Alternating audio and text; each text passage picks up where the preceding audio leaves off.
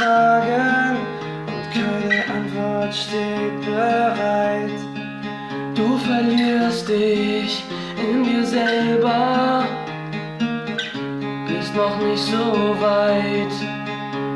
Wie sollst du das ertragen? Viel zu wenig Zeit. Und jetzt stehst du dort am Fenster, zerfressen von der Einsamkeit.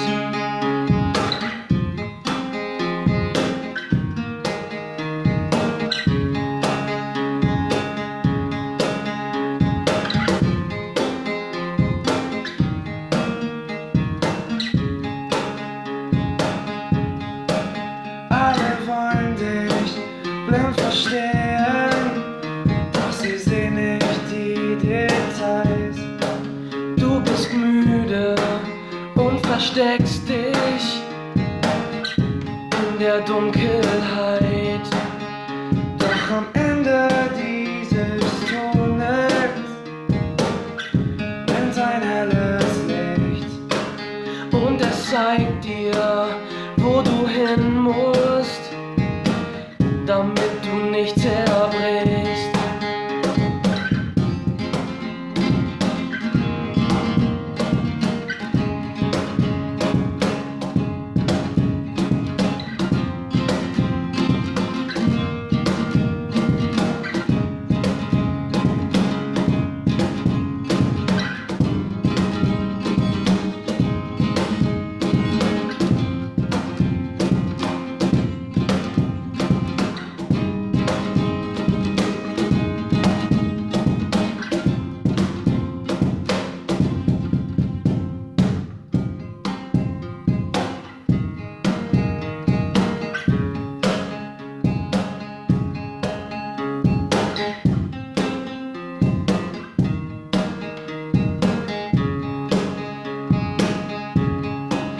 Die Momente, die dir zeigen, wer du wirklich bist, sind so selten, dass sie gelten und du alles vergisst.